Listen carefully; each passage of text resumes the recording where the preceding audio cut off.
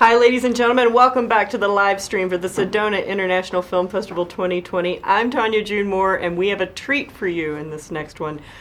This is a subject that our audiences really love, the behind the scenes, if you will. But first, I want to say thank you to the Sedona Advertising Agency, the Broadcast Rentals, and of course the Sedona Rouge for being our sponsors of the live stream media room this year. Thank you. Please welcome and introduce yourself and your film. I'm Bobette Buster. I'm the writer-producer of Making Waves, the Art of Cinematic Sound. And you opened last night here to your first screening. I had a wonderful crowd at the Mary Fisher Theater, and again tomorrow at 10 o'clock at the Mary Fisher. This is a really smart crowd, I have to tell you. Were you ready for all of this? Yeah, it was thrilling. And of course I arrive, and it's not just raining and lightning, it snows a little bit, hail, and then rainbows. Yes. This is a magical setting. Yes. And how was it like getting into the film festival? When you got the acceptance, how'd you feel? Well, I was thrilled. We have been playing since we premiered at Tribeca, and then we were thrilled to get the very rare opportunity to play and premiere at Cannes. And then we have been all around the world. And then when Sedona came up, I said, I'm on that one. That was just a huge pleasure to come here. Yes. You have a great track record for really loving films. Your film community is really there. I mean, it's a wonderful place. Thank you. Thank you. That's why we're here. We want people to see people like you and what the filmmakers do. You're our number one priority here. Mm-hmm. So we do have a trailer for this one. I think everybody's going to be really psyched. I know I'm excited about it. So let's take a look so we can all get on the same page and we'll have a little conversation. It's really half the movie. Movie's sight and sound. You only express it with sight and sound. The point is to convey an emotion.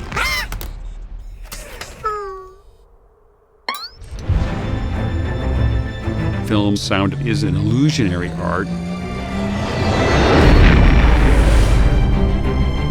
Sound, in many ways, is more tied to imagination. Film sound work wasn't always like that, with dozens of sound editors editing thousands of tracks. But when it all started, movies were silent. Then in 1927, they actually recorded dialogue on the set. Wait a minute, you ain't heard nothing yet. And of course, it was a gigantic sensation.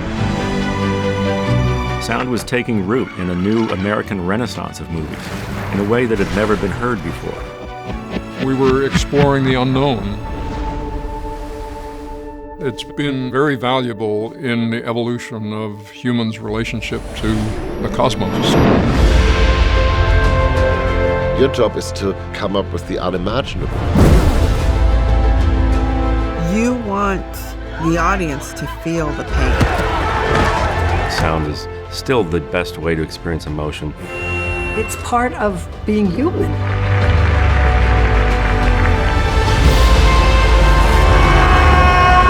Feel those goosebumps, then you've done it right.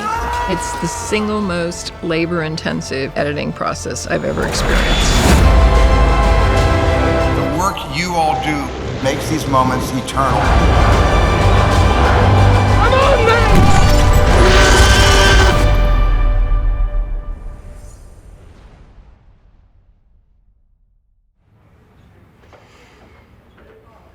Where would we be without sound in our movies today? Yes, indeed. But most people don't have a consciousness about the importance of sound, though they know if the sound is bad. They'll say it's too loud or I didn't hear the dialogue.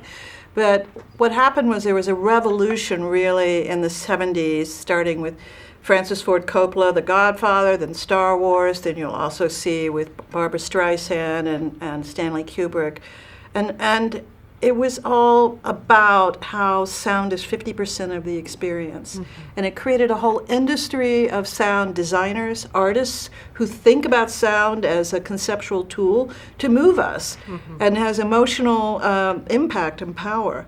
And so it's led to a whole industry. Obviously, the technological crafts have totally gone to a peak level. There's so much more you can do. Technology advances the art. So we wanted to bring that out so the audience could hear with new eyes and ears the whole experience. Well, and you talked earlier in our conversation about sound is the first thing we form in the womb. Yes.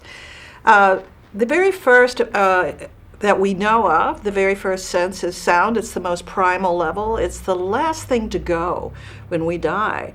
You know, the Greeks would say the ears are the guardian of our sleep. And yet when we're born, because our eyes are in the front of our face, we see the world visually, we talk about the world visually, hearing goes, sort of recedes because it's on the side, but our hearing is ongoing. It's our intuition, it's on so many levels. And once cinema came into being, at first it was a silent medium, but once they separated sound and figured out how to manipulate it, it opened up a whole new world of creativity. And it's an emotional springboard. Yes.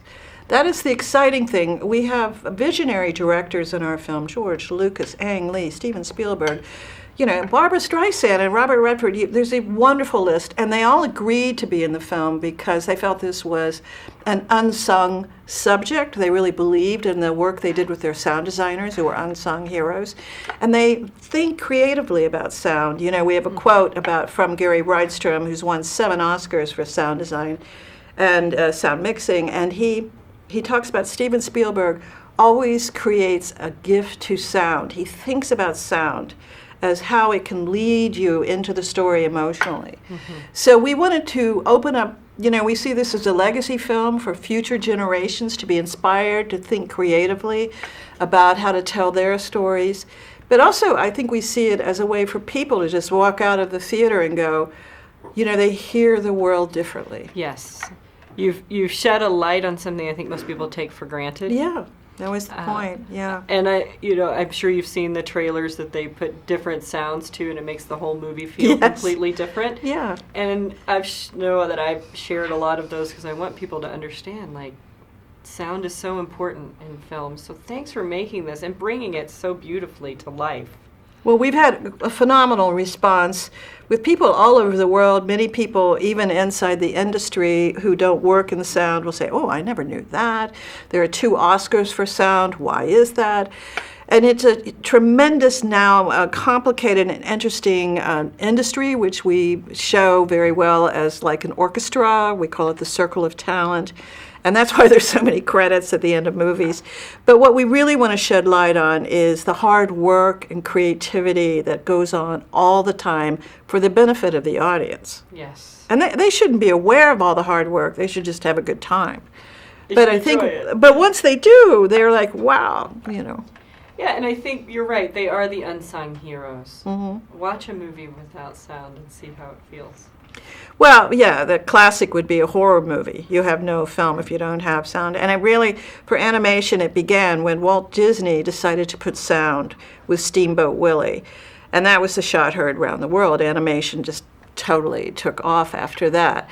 And so it was a revelation to audiences. We bring up the history of cinema, so the film is partly a history lesson, which is entertaining because we have great movies.